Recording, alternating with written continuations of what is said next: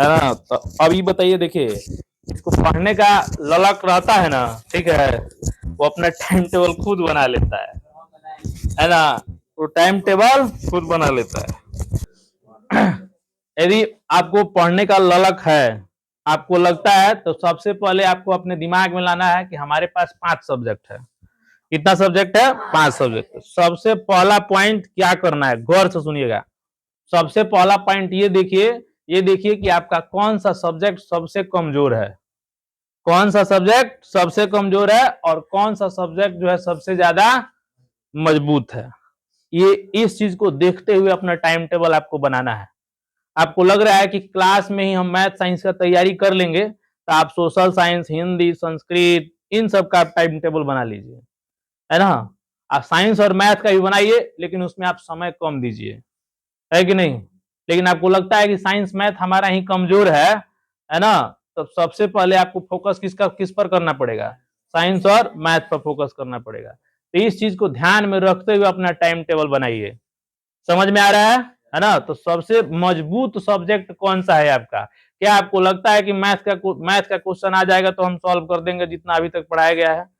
क्या आपको लगता है कि साइंस का क्वेश्चन आएगा तो अभी तक हम सॉल्व कर देंगे? यदि आपको ऐसा लग रहा है, आपकी यदि ये मजबूती है, तो आप उस पर कम समय दीजिए, है ना। टाइम टेबल बनाने का मतलब ये हुआ कि हमको समय ज्यादा उसी पर देना है ना, जो सब्जेक्ट हमारा क्या है, कमजोर है, जो सब्जेक्ट हमारा कमजोर है।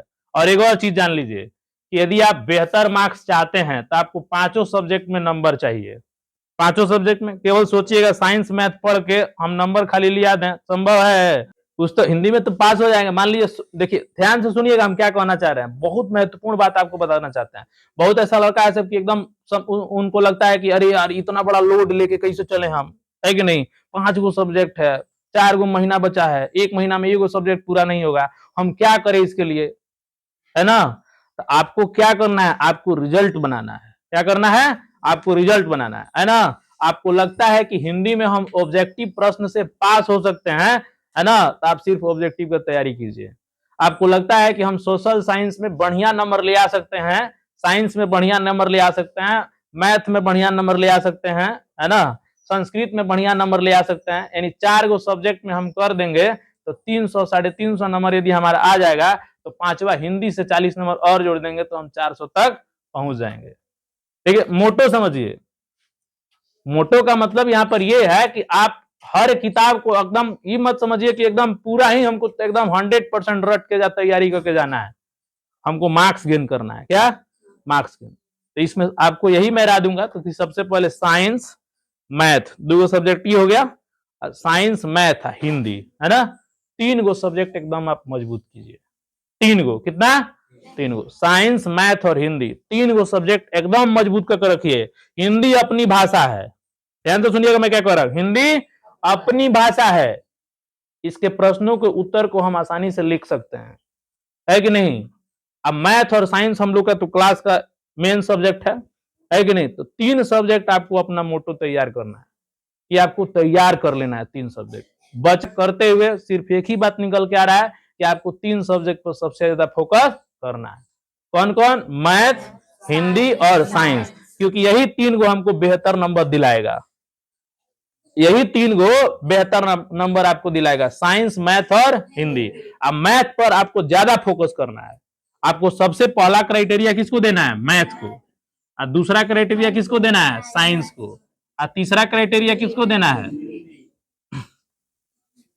है ना, तीसरा क्राइटेरिया किसको देना है? हिंदी को देना है। ये 3 जो सब्जेक्ट है ना, ये आपको ज्यादा फोकस, प्रायोरिटी सबसे ज्यादा मैथ को देना है, क्योंकि मैथ में मार्क्स भाई कम नहीं होना चाहिए, है ना। मैथ जो है, देखो मैथ स्कोरिंग सब्जेक्ट है। कोई बहुत बढ़िया से फॉर्मूला जान गया तो मैथ में एकदम टारगेट है कि 100 में से 100 मार्क्स लेके आ सकता है। ऐसा समझ में, बच्चे यहाँ 97, 98, 99 तक पहुंच गए हैं, है ना। ये बहुत अच्छे से कोई गेन करेगा तो एकदम जो है 99 का 100 कंप्लीट कर लेगा, है ना। जहां तक नीतीश कुमार है तो हम कह सकते हैं 100 तक ये गेन कर सकते हैं ना। इसलिए अब आप लोग फोकस कीजिए, मैथ, साइंस और हिंदी 3 सब्जेक्ट हमारा मेन है, पास ये कराएगा। समझ में आ रहा है ना। देखो बहुत लोग कहेंगे हमको मैथ नहीं आता है, बहुत लोग कहेंगे कि हमको मैथ नहीं आता है, लेकिन उनको भी हम कहेंगे तुमको मैथ पढ़ना है कि नहीं। क्योंकि फेल होने का नौबत नहीं। देखो पहला बात कान खोल के सुन लो, संस्कृत में कोई फेल नहीं होता है, संस्कृत में कोई फेल नहीं होता है, आज तक ये लिखित है कि संस्कृत में आज तक कोई फेल नहीं हुआ है समझ में, संस्कृत में कोई फेल नहीं हुआ है आज तक, है ना। रही बात सोशल साइंस का, तो सोशल साइंस में लोग पास भर का ऑब्जेक्टिव कर लेते हैं, इसीलिए सोशल साइंस का मार्क्स किसी का नहीं गिरता है, गिरेगा ना तो है ये 3 गो में गिरेगा, है ना। इन्हीं तीनों में सबसे ज्यादा संभावना किसका है, मैथ का, है ना। जो पढ़ा वो तो खूब पास कर लेगा, साइंस में नंबर कटने की संभावना रहती है, मैथ में नंबर कटने की संभावना नहीं रहती है, मैथ में जो है फेल होने की संभावना रहती है, साइंस में नंबर कटने की संभावना होती है। साइंस में क्यों नंबर कटने की संभावना होती है, क्योंकि आप राइटिंग में नहीं लिखते हो, में राइटिंग डायग्राम ठीक से नहीं बनाओगे ना तो नंबर कट जाएगा। अब मैथ में क्या है ना कि आप फॉर्मूला से आंसर निकाल दिए, है ना, तो एकदम आपका मैथ में नंबर आ जाएगा, उसमें राइटिंग कम देखा जाता है ना। लेकिन साइंस में राइटिंग जरूरी है, हिंदी में राइटिंग जरूरी है, इसमें मार्क्स आपका डाउन हो जाएगा, समझ रहे हैं ना। तो सबसे ज्यादा फोकस आपको किस पर करना है, मैथ, साइंस और हिंदी पर। सभी लोग कान खोल करके सुन लीजिए, सबसे ज्यादा आपको फोकस किस पर करना है, मैथ साइंस पर, है समझ में। अब पढ़ने का तरीका क्या है ये बात आप कान खोल करके सुन लीजिए। देखिए मैथ में आपको जो है नंबर गेन करना है तो आपको क्या करना पड़ेगा, सबसे पहले बुक का क्वेश्चन हम लगवा रहे हैं ना। देखो बुक का क्वेश्चन हम लगवा रहे हैं, है ना। यदि आपको लगता है कि हम बुक के क्वेश्चन को रिपीट करें तो कम से कम 2 घंटा आपको मैथ पर ध्यान देना पड़ेगा। किस पर, 2 घंटा, 2 आवर्स मैथ के बुक पर निकाल लीजिए, ठीक है। 2 घंटा मैथ के बुक पर निकाल लीजिए। यदि आप नंबर अच्छा चाहते हैं तो आप उसको रिवीजन में ले आइए, बात समझ में आ रहा है ना। रिवीजन में ले आएंगे तो इससे आपका फॉर्मूला क्या हो जाएगा, क्लियर हो जाएगा, है ना। तो बुक को आप रिवीजन कर सकते हैं, अभी तक जितना पढ़ाई हुआ है समझ में। इसके लिए आपको 2 घंटा किसके लिए निकालना पड़ेगा, देखो मैथ के लिए। मैं ये नहीं कहता हूं कि एक ही बार रात में 8 घंटा पढ़ो सिलेबस पूरा कर लो ना, तुम्हारे पास 24 घंटे हैं, है ना। तुम्हें जब समय मिले अपना मैथ का 2 घंटा डेली पूरा कर लो, है ना। मैं ये नहीं कहूंगा कि आप एकदम इतना बजे उठिए इतना बजे सुतिए, ये सब हम ना बताएंगे, है ना, क्योंकि हम इतना जानते हैं जहां नींद लगे वही सो जाओ, जब उठो तो पढ़ना स्टार्ट कर दो, ठीक है। हाँ, तो दिन भर में आपको जब समय मिले आप 2 घंटा बुक पर पढ़िए, एकदम मैथ पर फोकस करना है। मैथ में जितना फॉर्मूला है सब क्लियर हो जाएगा। सवाल नहीं आ रहा है तो पूछ सकते हैं, आप चाहो तो एक्स्ट्रा बुक भी पढ़ सकते हो, चाहे भारती भवन का पढ़ सकते हो चाहे स्टूडेंट फ्रेंड का पढ़ सकते हो, ऐसे समझ में, यदि आपको मैथ और तेज करना है तो, ठीक है।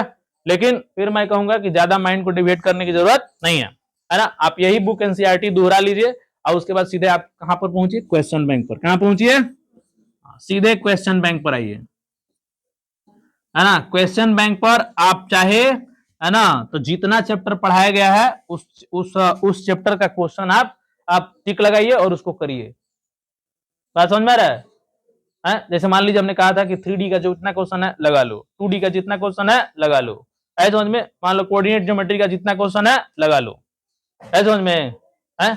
लेकिन कोऑर्डिनेट ज्योमेट्री का जितना क्वेश्चन है सबको लगा लो, लेकिन एक चीज ध्यान में रखिए, ऑब्जेक्टिव प्रश्न बनाइएगा तो उसका सोल्यूशन आपको नहीं मिलेगा, उसका सोल्यूशन आपको मिलेगा नहीं मिलेगा, केवल आंसर ABCD दे देगा, उसका सोल्यूशन आपको नहीं ना मिलेगा। इसीलिए मैं कह रहा हूं बुक जब लगाइएगा ना, है ना, और सब्जेक्टिव क्वेश्चन जब लगाइएगा, कौन सा सब्जेक्टिव क्वेश्चन, तो ऑब्जेक्टिव क्वेश्चन का आपको फॉर्मूला आइडिया सब आपको मिल जाएगा, समझ में रहा है। तो सबसे ज्यादा आपको क्वेश्चन बैंक के सब्जेक्टिव पर ध्यान देना है। किस पर ध्यान देना है, सब्जेक्टिव पर, चाहे वो मैथ हो और चाहे वो साइंस हो, सबसे ज्यादा किस पर फोकस करना है, सब्जेक्टिव पर, ऐसा में। इसीलिए आपको कह रहे हैं कि 2023 का लगा लिए, फिर 2024 का लगाइए, है ना, 2022 का लगाइए, इस तरह से 20 तक लगा लीजिए। अब 20 के बाद है तो इसको आप अपने घर पे कीजिए, ठीक है। तो इसीलिए मैं कह रहा हूं सब्जेक्टिव पर आपको ज्यादा जोर दे रहा हूं कि सब्जेक्टिव जब क्लियर होगा ना तो ऑब्जेक्टिव अपने आप पे क्लियर हो जाएगा, उसमें कुछ नहीं कहना है, ऑब्जेक्टिव अपने आप क्लियर हो जाएगा। यदि क्लास हमारा ध्यान से सुनेंगे तो ऑब्जेक्टिव का हर क्वेश्चन आपका बनेगा, ऐसा में ऑब्जेक्टिव का हर क्वेश्चन आपका बनेगा। तो देखो क्वेश्चन बैंक में आपको सब्जेक्टिव पर जाना है, किस पर, हम बात कर रहे हैं ये मैथ के किताब की बात है ना। 2 घंटा कितना लगाना है, डेली लगाना है, डेली 2 घंटा, ठीक है। और बाकी आपको क्वेश्चन बैंक सब्जेक्टिव जो जो चैप्टर पढ़ा दिए हैं उसका आप सब्जेक्टिव लगाइए, है ना।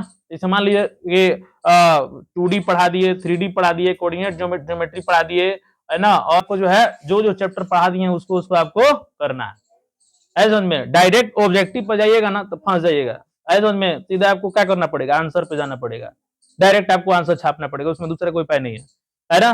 तो इसको ऑब्जेक्टिव क्वेश्चन को करने के लिए सबसे पहले आपको सब्जेक्टिव को लगाना पड़ेगा, है ना। तो जिस तरीके से मैंने 3D दिया है, अभी तक कितने बच्चे 3D का क्वेश्चन हमको चेक करवाए हैं, जरा बताइए। देखिए इतने सारे लोग चेक कराए, बाकी लोग तो बाकी है ना। तो एक बात बताइए, नहीं प्रैक्टिस कीजिएगा तो फिर मैथ में कैसे लिखिएगा, कैसे फॉर्मूला क्लियर होगा, बात समझ रहे हैं ना। तो ये काम आप लोगों को करना है। तो हर समझ रहे हैं, तो क्वेश्चन बैंक आपका सब्जेक्टिव मैथ और साइंस का, सिर्फ मैथ और साइंस का नहीं, सोशल साइंस का, सोशल साइंस का, और किसका, हिंदी का, और किसका, संस्कृत का, और किसका, बोलो, अब कुछ नहीं है, इंग्लिश है। खैर इंग्लिश को अभी साइड में रख दीजिए। तो मैथ, साइंस, सोशल साइंस, ये भी मान लो अभी नहीं करवा रहे हैं, क्यों, क्योंकि अभी हम लोग मैथ साइंस पर ध्यान दिए हैं, है ना। अभी समय आएगा तो सोशल साइंस का स्टार्ट हो जाएगा, अभी समय आएगा हिंदी का स्टार्ट हो जाएगा, अभी समय आएगा संस्कृत का स्टार्ट हो जाएगा, सब समय समय पर होगा सब, सबको आपको लिखना है, करना है, बात समझ में आ रहा है ना, है। तो इससे आसान जो है कोई मतलब नहीं है, समझ में। आप अपने आप को, जैसे मान लीजिए कि मैथ पर दे दिए, तो आप जो है सब्जेक्टिव पर आप जो है समय दे दीजिए डेली, है ना, डेली 1 घंटा दे दीजिए, साइंस पर 1 घंटा दे दीजिए, सोशल साइंस पर 1 घंटा दे दीजिए, हिंदी पर 1 घंटा दे दीजिए, और संस्कृत पर 1 घंटा दे दीजिए। कितना घंटा हो गया, 5 घंटा, 2 घंटा, 7 घंटा, है कि नहीं। हाँ, अब 24 घंटा में 7 घंटा। आप स्कूल में भी जाइए तो आप अपना ही सब्जेक्ट पढ़िए, क्या दिक्कत है। मैं ये नहीं कह रहा हूं कि सब लिखिए के पढ़ना है ना। जब लिखने का कहा जाए तो आप लिखिए, लेकिन हाँ बहुत ऐसे बच्चे होते हैं लिख लिख कर पढ़ते हैं, है ना। याद करना होगा तो लिख लिख कर याद करेंगे, ऐसा समझ। कुछ बच्चों का माइंड तेज होता है, जो पढ़ देते हैं वो याद हो जाता है, ऐसा समझ में। तो जैसे आपको लग रहा है लिख कर पढ़ सकते हैं आप, तो लिख कर पढ़िए, जैसे भी है उसको दिमाग में बैठाइए। देखो यदि समझ ना आए तो उसको रट लो, है ना। ज्यादा अपने आप को ओवर स्मार्ट मत समझो, समझ ना आए तो उसको क्या करो, रट लो। एक हमारा सबको रट जाना है, अपने आप को ज्यादा ओवर स्मार्ट मत समझिएगा कि हमको समझ में नहीं आया, नहीं समझ में आया गोली मारिए, उसको क्या कीजिए, बैठ के रटिए, बैठ के उसको रटिए, चैप्टर वाइज सब रट लीजिए, देखिए ना सबसे बढ़िया नंबर लिया देंगे आप। एक तो ऐसे भी नहीं समझ में आ रहा है, नहीं रटेंगे तब तो निठल्ला हो जाएंगे, है ना। इसलिए उसको कोई पूछ रहा है ना कि बताओ तो अपने ना आवेला जा। हाँ और क्या, तो रिजल्ट मना के चक्कर में बनी तू में क्वेश्चन पूछता रहा, है ना। हाँ जब रिजल्ट बन जाएगा ना तो कोई पूछने नहीं आएगा। है